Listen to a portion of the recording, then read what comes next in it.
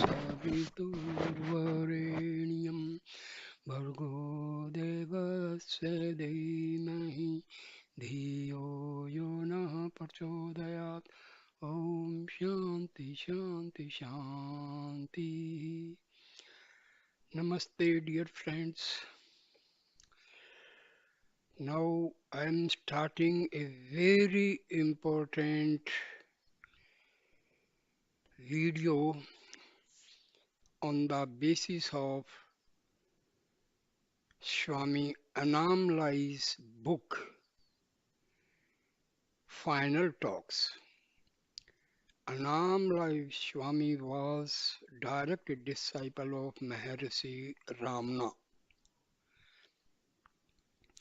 So Annamalai Swami came to Bhagwan in 1928 and spent nearly all of the following 10 years serving him, initially as his attendant and subsequently as the supervisor of all the building projects that Sri Ramanasramam undertook during his period.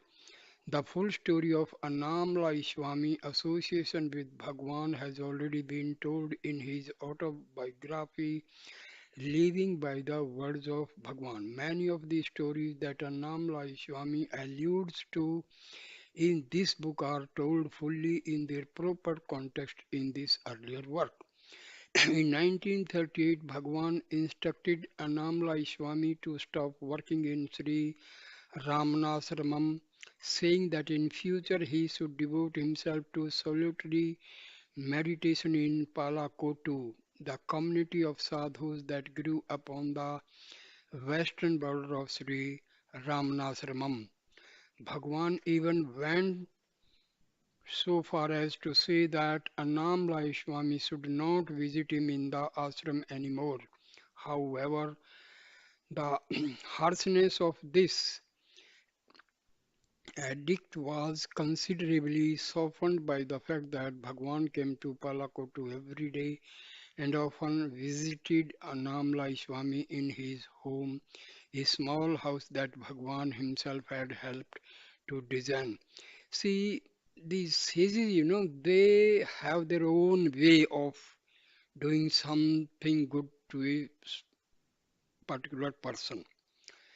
So, just directly it may seem that Maharshi is angry, but in a very, very subtle way, it was, this instruction was actually to help Annamalai Swami. So we cannot understand their, you know, it's very difficult to understand their what they want in a particular activity. So after Bhagwan passed away in 1950, Annamalai Swami lived and did sadhana in this house for many years, devoting all his energies to carry out the spiritual teachings that Bhagwan had imparted to him. Annamalai Swami has said that his years of constant meditation in the 1950s and 60s finally brought him to a continuous awareness of the self. In the 1980s, devotees, many of them foreigners, began to visit Annamalai Swami in order to get instructions on Bhagwan's teachings. Some of the dialogues from this period appears as the final portion of Living by the Words of Bhagwan. The visitors to his ashram and the readers who subsequently encountered these teachings in book were often surprised by the elegant and transient way in which Annamalai Swami passed on the teaching that had been given to him by his master. Though he had had virtually no formal education, his deep experience of the subject matter enabled him to communicate it with rare authority. Unfortunately, very few of these sessions were recorded, so there is little record of these teaching sessions that took place in the 1980s and 90s.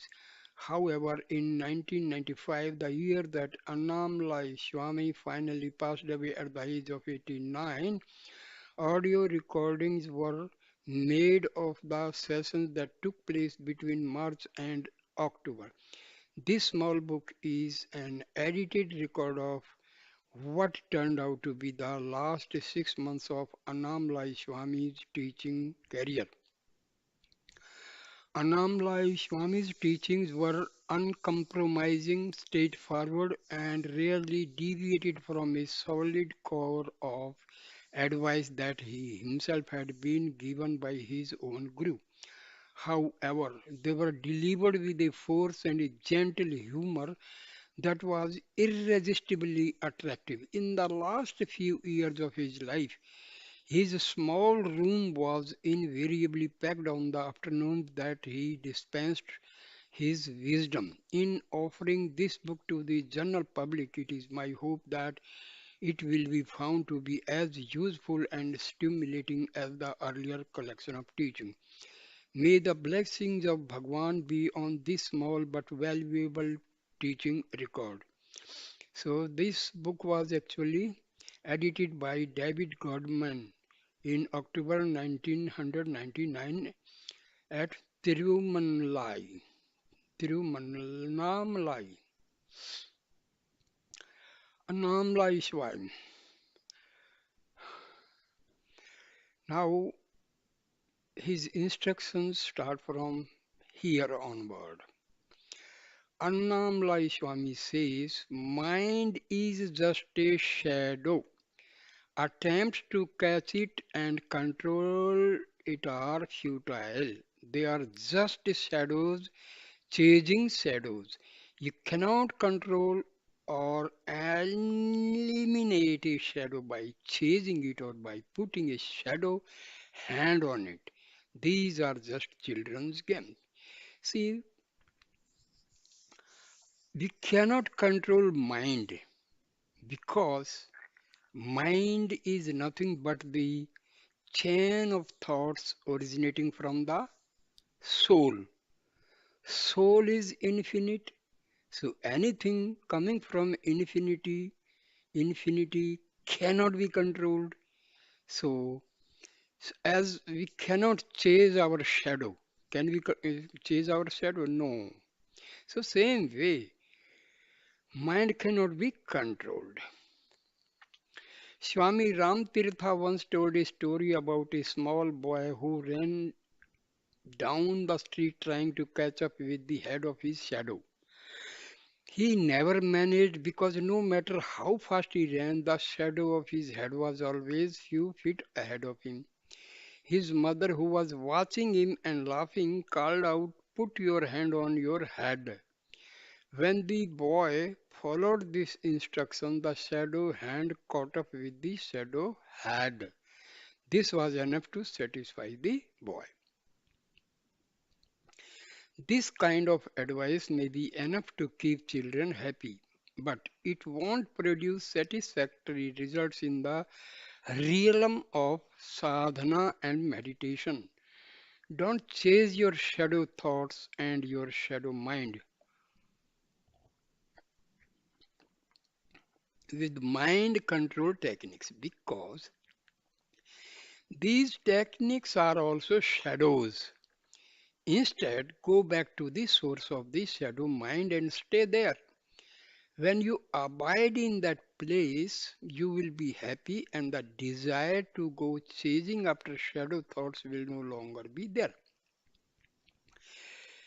See, instead of struggling for controlling the mind, it is always better direct the mind to go back its source.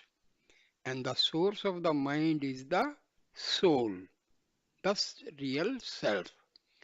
So, try to divert the mind to go back to its source, that is the spiritual heart, where lies the real self. And mind should submerge into Atma. That is the way self realization is achieved. See, please follow these instructions, you. because he is a self-realized soul and he has got the instructions and teachings and every help from Maharshi Ramana. So each and every word and sentence of Annamalai Swami is true, authenticated, and very helpful. Bhagwan often told the story of a man who tried to get rid of his shadow by burying it in a pit. This man dug a hole and then stood on the edge of it in such a way that his shadow was cast on the bottom of the hole he had just made. After lining it up in this way, he started throwing soil on the shadow in an attempt to bury it. Of course, no matter how much soil he put in the hole, the shadow still remained on top of it. Your mind is an insubstantial shadow that will follow you around wherever you go. Attempts to eliminate or control it cannot be succeed while there is still a belief that the mind is real and that it is something that can be controlled by physical or mental activity. Because mind is not at all real. That is the very important thing to know. Mind is not real. It is just, it does not exist in reality. It is just the thoughts arising from the soul constitute this mind. So, if we can control the arising of thoughts, the mind can be controlled. So, instead of controlling the mind, the better just stop the arising of thoughts from the soul. That is the ultimate controlling of mind. Now, a question is put to Annamalai Swami. But this shadow mind must still be eliminated by some means. Annamalai Swami answers, when self-realization happens, mind is no longer there. So, until unless the mind is destroyed, self-realization is not possible. Ego, mind, they are acting as veils around the self.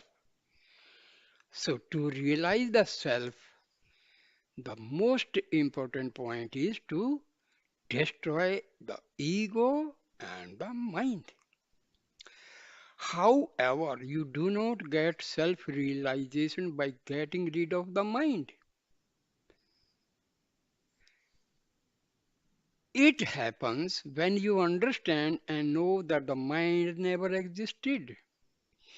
It is the recognition of what is real and true and the abandonment of mistaken ideas about the reality and substantiality of this ephemeral shadow you call the mind. So, the best thing is we must understand and realize that mind does not exist in reality. So you must be very sure about this and we must be aware of this fact. Because the thing which is not existing, how can we control, how can we destroy? That is the thing, no? The basic thing is mind does not exist. This must be understood. This is why Bhagwan and many other teachers kept bringing up the analogy of the snake and the rope. If you mistake a rope on the ground for a snake, the snake only exists as an idea in your mind. The idea might cause you a lot of worry and anxiety, and you may waste a lot of mental energy wondering how to avoid the snake or kill it. But this fact remains: there is no snake outside your imagination. When you see the rope, the substratum upon which your false idea of a snake is superimposed, the idea that there is a snake and that it is real instantly vanishes. It is not a real snake that has disappeared. The only thing that has disappeared is an erroneous idea. So, mind in reality does not exist. So the question of controlling the mind also does not exist. The thing which is not existing, how can we control it? How can we destroy it? We cannot destroy the thing which is non-existent.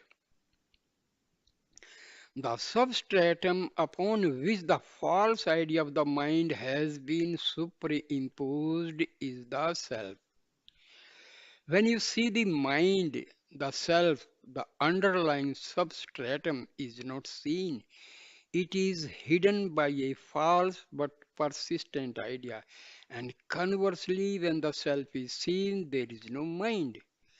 So, to realize the soul, mind is to be destroyed. And when the mind is destroyed, you can see the soul. Now, question put to Annamalai Swami. But how to give up this false idea that the mind is real? Annamalai Swami replies the same way that give up any wrong idea. You simply stop believing in it. If this does not happen spontaneously, when you hear the truth from a teacher, keep telling yourself, I am not the mind. I am not the mind. There is no mind. There is no mind. Consciousness alone exists. If you have a firm conviction that this is the truth, one day this firm conviction will mature to the point where it becomes your direct experience. Consciousness alone exists. If you generate a firm conviction that this is the truth, eventually this firm conviction will become your own direct experience. Consciousness alone exists. That is to say, whatever exists is consciousness alone. Keep this in mind and don't allow yourself to regard anything else as being real. If you fail and give even a little reality to the mind, it will become your own false reality. Once this initial wrong identification, I am the mind is real, has happened, problems and suffering will follow. Don't be afraid of the mind. It is a false tiger, not a real one. Something that is not real cannot harm you. Fear and anxiety may come to you if you believe that there is a real tiger in your vicinity. Someone may be making tiger noises as a joke to make you afraid, but when he reveals himself, all your fears go because you suddenly understand that there never was a tiger outside your imagination. So same way we should not worry about the mind because mind does not exist. So the thing which is not existing, why should we afraid of that? So this is the basic question and basic understanding. Now a question is put to Swami Annamalai. Question. One can have a temporary experience of the self, the underlying reality, but then it goes away. Can you offer any guidance on how to stabilize in that state? Annamalai Swami replies, a lamp that is lit may blow out if the wind is strong. If you want to see it again, you have to relight it. But self is not like this. It is not a flame that can be blown out by the passing winds of thoughts and desires. It is always bright, always shining, always there. If you are not aware of it, it means that you have put a curtain or a veil in front of it that blocks your view. Self does not hide itself behind a curtain. You are the one who puts the curtain there by believing in the idea that are not true. If the curtain parts and then closes again, it means that you are still believing in wrong ideas. If you have eradicated them completely, they will not reappear. While these ideas are covering up the self, you still need to do constant sadhana. So, going back to your question, the self does not need to stabilize itself. It is full and complete in itself. The mind can be stabilized or destabilized, but not the self. Question put to Swami Annamalai. The question says, by constant sadhana, do you mean self-enquiry? Annamalai Swami replies, yes, by strength of practice, by doing this sadhana, this veil will be removed completely. There will be no further hindrances. You can go to the top of Arunachala, but if you are not alert, if you are not paying attention, you may slip and end up at a Ishanya Mutt, a Hindu institution at the base of the hill. You have to make an enormous effort to realize the self. It is very easy to stop on the way and fall back into ignorance. At any moment, you can fall back. You have to make a strong, determined effort to remain on the peak when you first reach it. But eventually, a time will come when you are fully established in the self. When that happens, you cannot fall. You have reached your destination and no further efforts are required. Until that moment comes, constant sadhana is required. Question to Annamalai Swami. Question.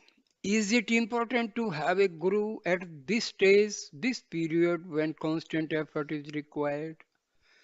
Annamalai Swami replies.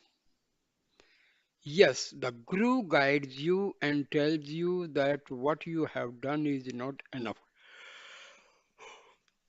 If you are filling a bucket with water, you can always add more if there is still space. But when it is completely full, full to overflowing, it is pointless to add even a single drop. You may think that you have done enough and you may believe that your bucket is full, but the guru is in a better position to see that there is still a space and that more water needs to be added. Don't rely on your own judgment in this manner. The state you have reached may seem to be complete and final, but if the Guru says you need more sadhana, trust him and carry on with your efforts. Bhagwan often used to say, the physical Guru is outside, telling you what to do and pushing you into the self. The inner Guru, the self within, simultaneously pulls you towards itself. Once you have become established in the inner Guru, the self, the distinction between Guru and disciple disappears. In that state, you no longer need the help of any Guru. You are that the self. Until the river reaches the ocean, it is obliged to keep on flowing. But when it arrives at the ocean, it becomes the ocean and the flow stops. The water of the river originally came from the ocean. As it flows, it is merely making its way back to its source. When you meditate or do sadhana, you are flowing back to the source from which you came. After you have reached that source, you discover that everything that exists, world, grew, mind is one. No differences or distinctions arise there. Non-duality is jnana. Duality is samsara. If you can give up duality, Brahman alone remains and you know yourself to be that Brahma. But to make this discovery, continuous meditation is required. Don't allocate periods of time for this. Don't regard it as something that you do when you sit with your eyes closed. This meditation has to be continuous. Do it while you are eating, walking, and even talking. It has to be continued all the time. Okay. Question to Annamalai Swami. How does the jnani relate to his body? How does it feel to him? Annamalai Swami replies, the jnani is not really aware of the body, or if he is, he feels it like akasha, space itself. After one of the operations to remove the tumor on Bhagwan's arm had been completed, I was worried enough to send a girl who worked for me to the ashram to ask how Bhagwan was. I could not go myself because Bhagwan has asked me not to visit him. When this girl told Bhagwan why she had come, he started laughing very loudly. I interpreted this to mean that nothing had really happened. His laughter was a message to me that Bhagwan was not his body and that I should therefore not be upset or worried by anything that happened to it. Years before I was walking on the hill with Bhagwan when he remarked, I don't feel the weight of the body at all. I feel as if I am walking weightlessly through the sky. I sometimes have the same feeling when I am walking around. Question to Annamalai Swami. I was not here yesterday, but it seemed that someone asked a question about the vibration that comes of a jnani. You also apparently talked about the vibrations that ordinary people and bad people give off. Can you repeat what you said? Annamalai Swami replies, a jnani's vibrations stay even after he leaves the body. All people leave vibrations in the places they have been and lived. Jnanis leave a good vibration and bad people leave a bad vibration. I am not talking about a gross physical phenomenon that everyone can feel. The vibration that a jnani leaves is subtle. Radio broadcasts that only be heard if one has a radio that is tuned to the right frequency. You tune into a jnani's vibrations by having a quiet, still mind. This is the wavelength of the broadcast.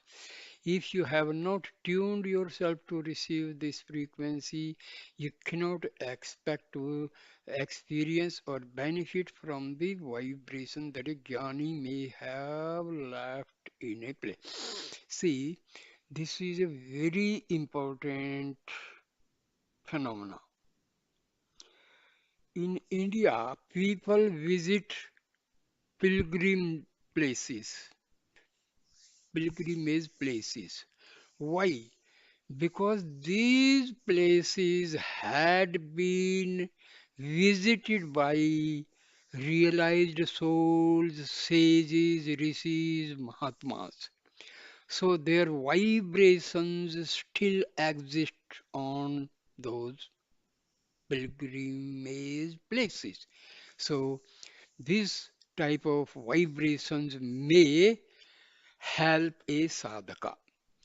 See, this is very simple. If you visit a place where animals are butchered, there you can never experience peace of mind.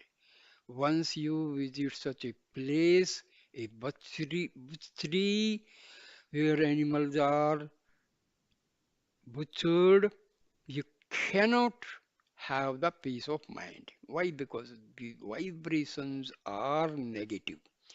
If you visit the ashram of a sage, there you will get peace of mind because the vibrations are positive. So, if you have not tuned yourself to receive this frequency, you cannot expect to experience or benefit from the vibration that a jnani may have left in a place. Question put to Annamalai Swami. Is the intensity of the vibrations more if we stay closer to a living jnani? Annamalai Swami says yes.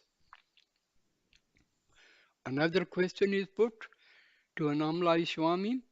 Is it the same with the Arunachala?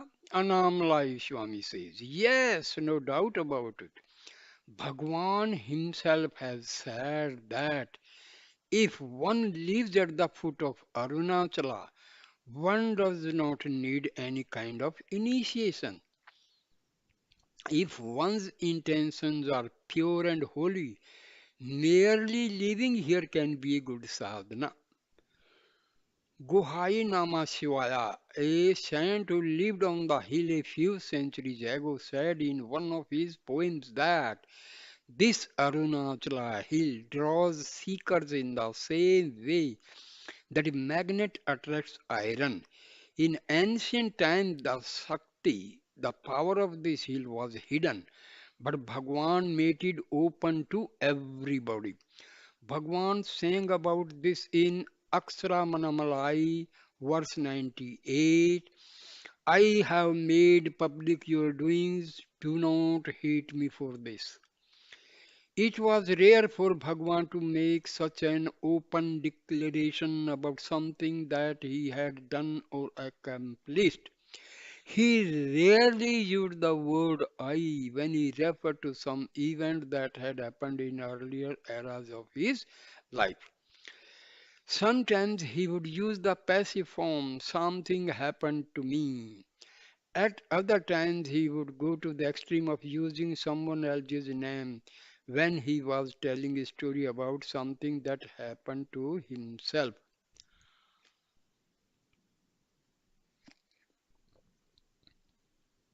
A question is put by a devotee. The question says, I am going back to Europe for 2 months. It may be longer because there is a possibility that I may have to prolong the trip. Annamalai Swami replies, even if you prolong your trip, Arunachala will pull you back. Pulling back is its nature in the same way that a magnet's nature attracts iron. Once you establish a connection with Arunachala, it will keep on pulling you towards it. You cannot resist. Question. So, is it dangerous for us to come and visit this place? Annamalai Swami replies, it is only dangerous for the ego. Until we become one with Arunachala, it will pull us to kill our ego. The water in a river cannot rest where it is. The force of gravity compels the water to flow downward back to its original source. What is the original source? Ocean. Question. You said that merely living near Arunachala could be good sadhana. The same thing must be true of living near a jnani. You have told many stories about how living with Bhagwan transformed people even those who were not making much effort to meditate or do any other formal sadhana.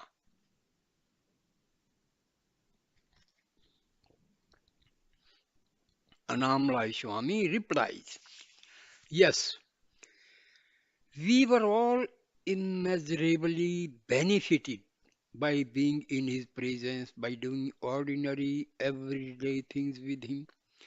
He was always available to give advice about sadhana if anyone wanted to ask about it. But we were also benefited by his presence and by the example he set on how to live life properly.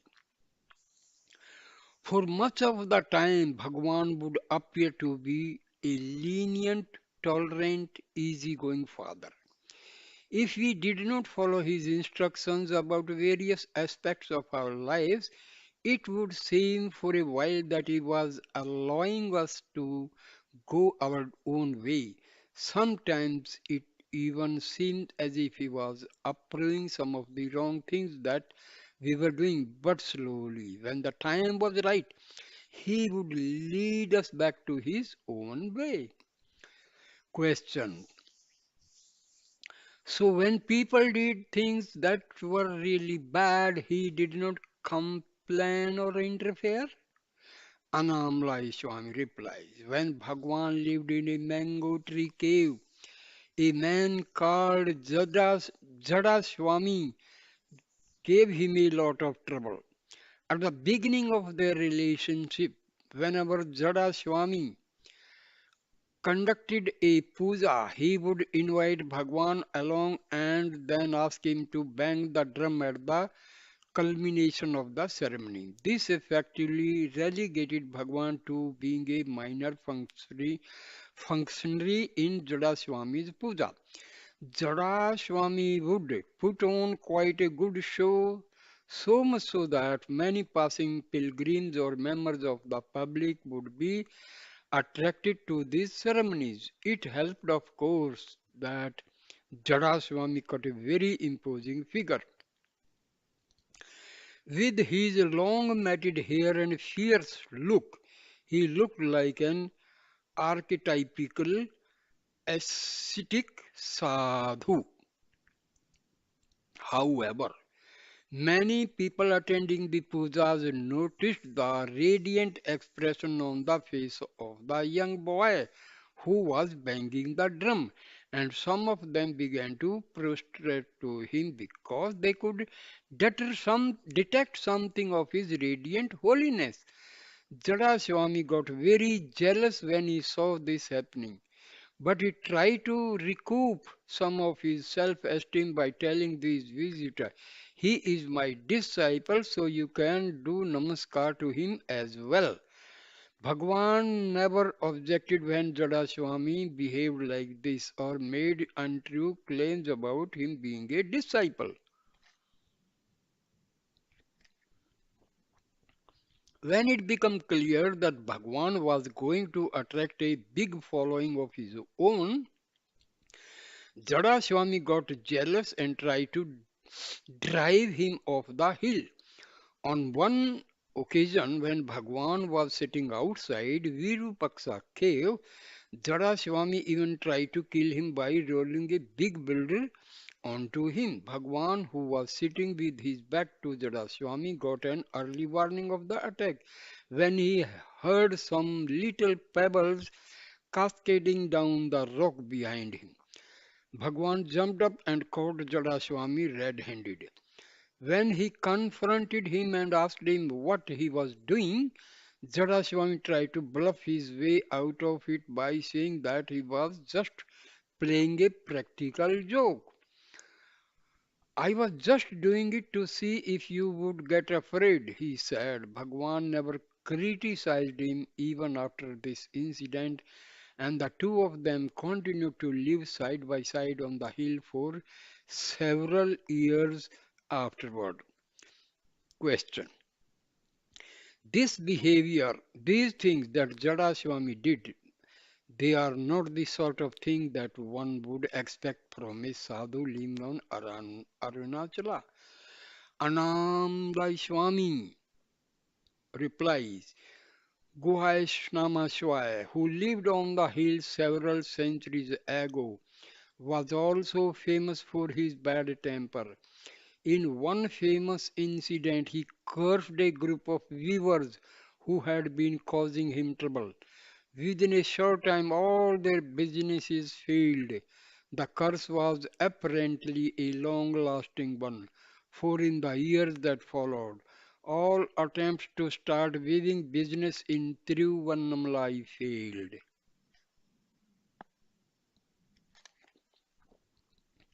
Question. So, would you say that Bhagwan was very tolerant of people who treated him badly? Annamalai Swami replies, yes. He never responded in a negative way to criticism. Sometimes he would even laugh when people said bad things about him. He was indifferent to praise and blame, they did not touch him. When Perumal Swami printed his insulting book about Bhagwan, Bhagwan simply said, keep the book in front of the ashram so that people can read it there. The good people won't believe it, but when the bad people read it, they will say, stay away and leave me in peace. This happened in 1930s at a time when large crowds of people were starting to come to Ramanasramam. Perumal Swami did a good job of distributing the book himself, for many of the casual visitors from town stopped coming. It was a bit of a break for us because many people would just come at mealtime hoping to get a free meal. These freeloaders were disturbance for all of us. Sundaram, Annamalai Swami's translator. The same thing is happening here. We cooked, Sundaram is further to this answer. We cooked a special meal for Punarvasu and invited some devotees to eat. Without telling Swami, one man brought 17 extra people, none of whom were devotees. We had never seen any of them before. We had only cooked food for 15 people. If one or two extra people had come, we could have managed, but we could not give a meal to all these extra people. We divided the food up to into very small quantities and fed all these unknown people who had just shown up to eat. When the meal was over, they started wandering around, making a nuisance of themselves. They disturbed the people who were still cooking in the kitchen and they stole the sandals of one of our devotees. Swami does not mind meeting with sadhaks who want to discuss important spiritual matters, but he does not like these functions where lots of people come. He is very weak most of the time and he wants to save his energy for important matters. Annamalai Swami laughing. I just give vibhuti to most of the people who come. But no matter how much I discourage visitors, they still come often for no good reason at all. I am physically weak, so I can only deal with people for short periods nowadays. I am a bit like a well that is fed by a small spring. A few people taking buckets of water out at the same time will empty the well. Then they will have to wait some time for the water to flow in again before they can take more water. A devotee who came to Annamalai Swami had so much pain in one of his legs. He found it very difficult to sit comfortably on the floor. After Annamalai Swami had observed the difficulties the man was having, he made the following remarks.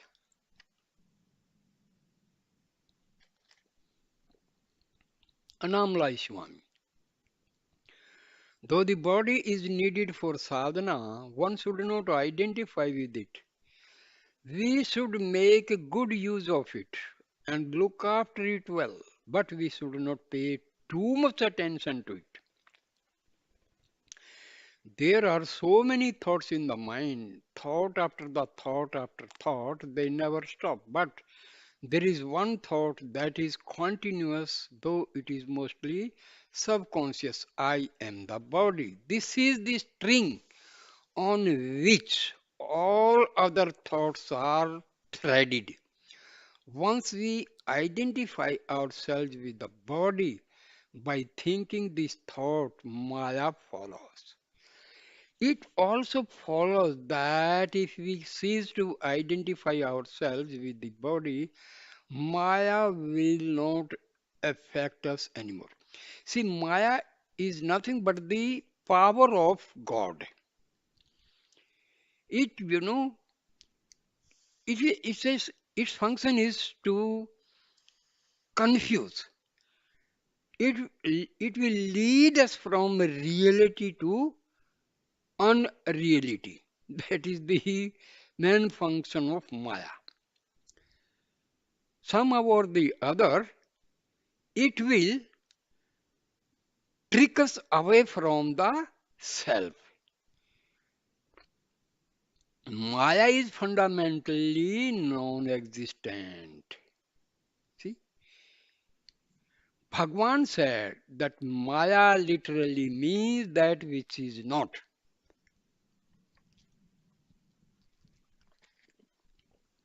So Maya is non-existence.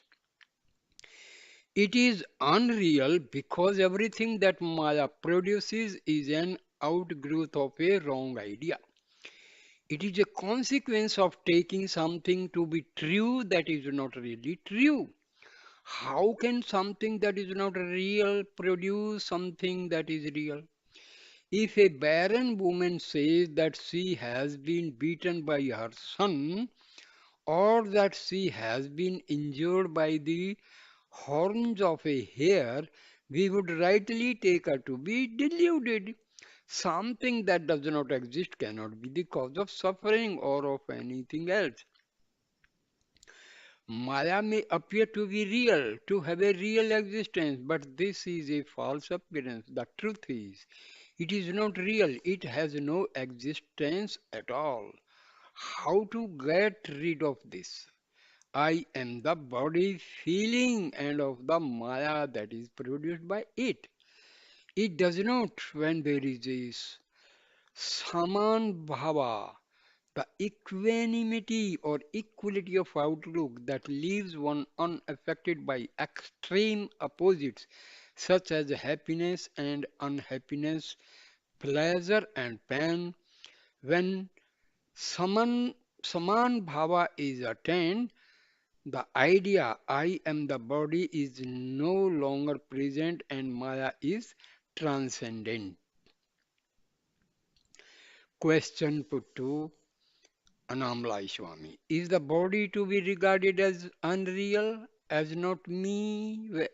What attitude should I have towards this body and all the sensory information it provides me with? Annamalai Swami replies, by itself, this body is jada, inert and lifeless. Without the mind, the body cannot function. And how does the mind function? Through the five senses that the body provides. Mind and the body are like the tongue and teeth in the mouth.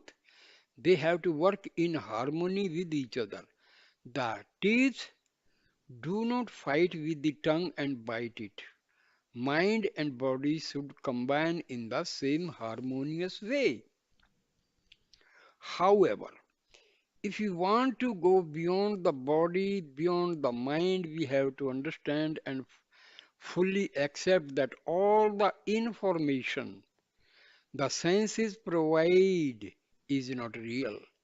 Like the mirage that produces an illusory oasis in the desert, the senses create the impression that there is a real world in front of us that is being perceived by the mind. The apparent reality of the world is an illusion. It is merely a misperception. When the mind perceives a snake where in reality there is only a rope, this is clearly a case of the senses projecting an imaginary image onto a real substratum.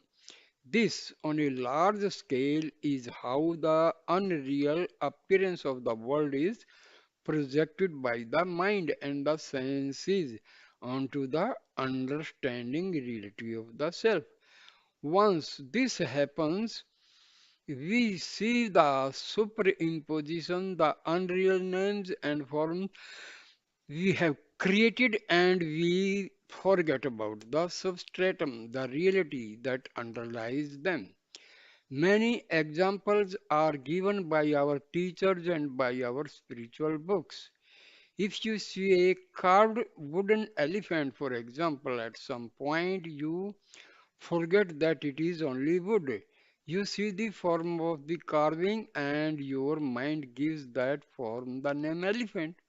While your mind is registering this name and this form, you are no longer registering the object as a block of wood. It is the same when you see jewelry made out of gold. You see a shape, call it a ring or a necklace, and while you are studying the form, you temporarily forget the substance it is made of. Self inquiry is the process by which attention is put on the substratum instead of on the names and forms that are habitually imposed on it. Self is the substratum out of which all things appear to manifest, and the jnani is one who is continually aware of the real substratum. He is never deluded into believing that the names and forms are perceived by the senses have any real existence. Whatever we see in this room, for example, that picture of Bhagwan over there is unreal. It has no more reality than the objects we perceive in our dreams. We think we live in a real, materially substantial world and that our minds and bodies are real entities that move around it. When the self is seen and known, all these ideas fade away and one is left with the knowledge self alone exists. Question. If I regard all the people that I see and meet as unreal projections, what do I base my moral sense on? I can go around killing them or robbing them without feeling guilty because I would know that they are just characters in my dream. Annamalai Swami. Everything that we perceive is Maya, an unreal dream, but one should not then think.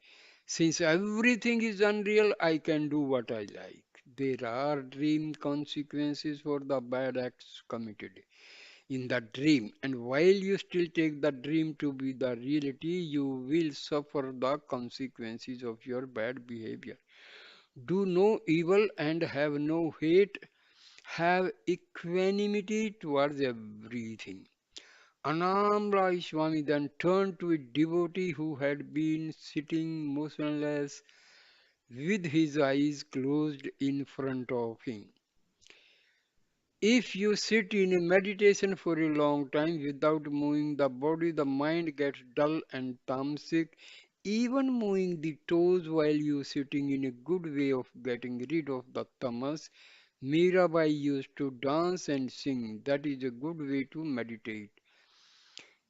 Gripadrikshana, walking around Arunachala is also good. It is walking meditation. Annamalai Swami.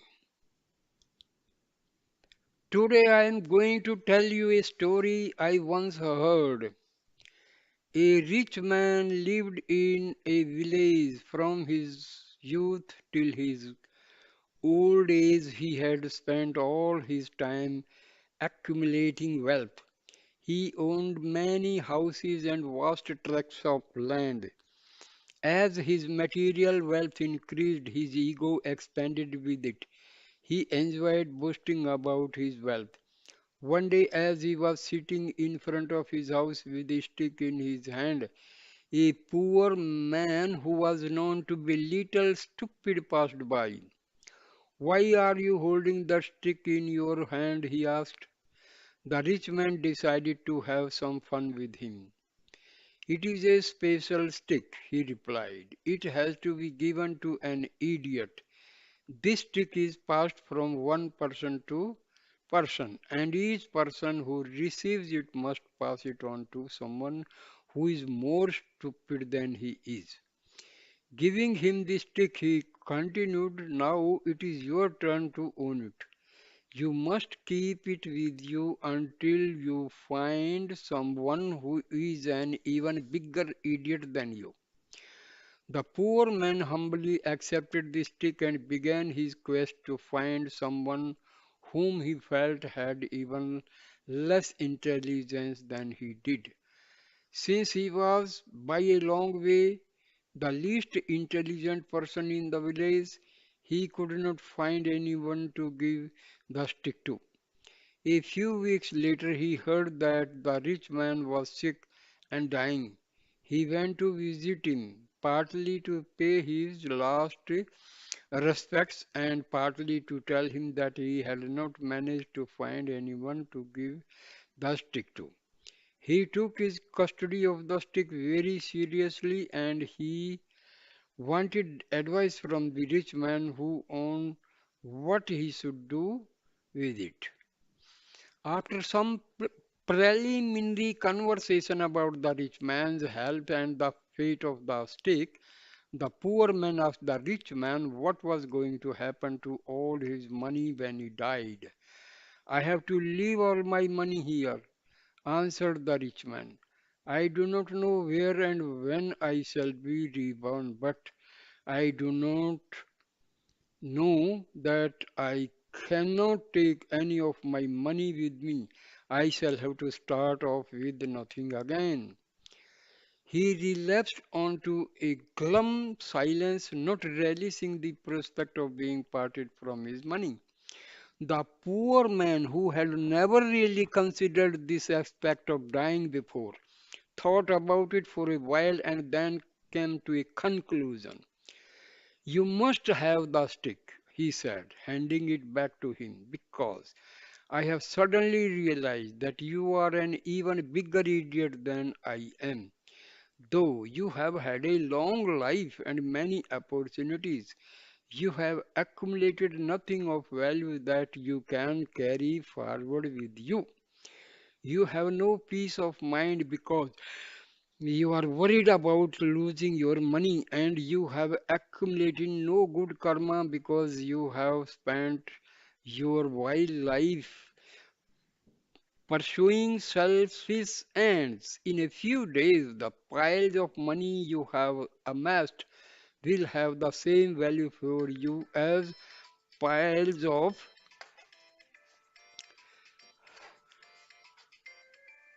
ama- have the same value as piles of garbage. This money will have no value.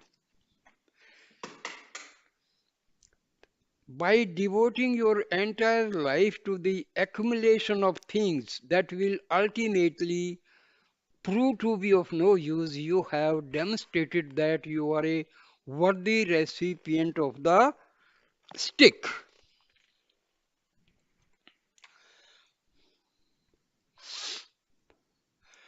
He placed the stick on the rich man's bed and left. That reminds me of a strange comment a disciple once made about his guru. He called his guru a heap of garbage and referred to himself as a hen. When he was asked about this, he replied, a hen can always find something good to eat so long as it keeps busy scratching around in the garbage. But effort is required. If the hen stops scratching, the supply of food stops. Question. I was not here yesterday, but I was told that someone asked the following question. I have been following Bhagwan's teachings for many years, but without any obvious benefits. I don't feel any peace. What am I doing wrong? Why am I not getting